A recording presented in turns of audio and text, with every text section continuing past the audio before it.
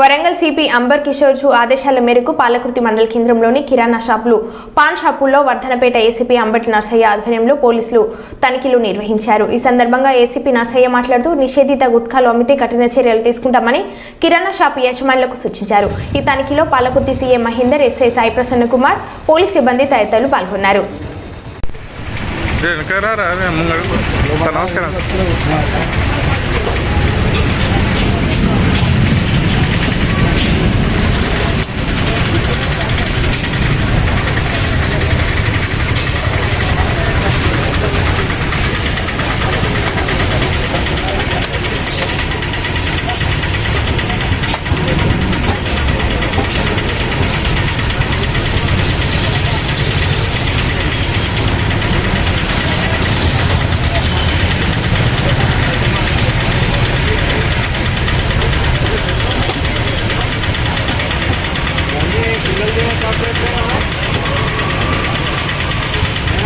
साल साल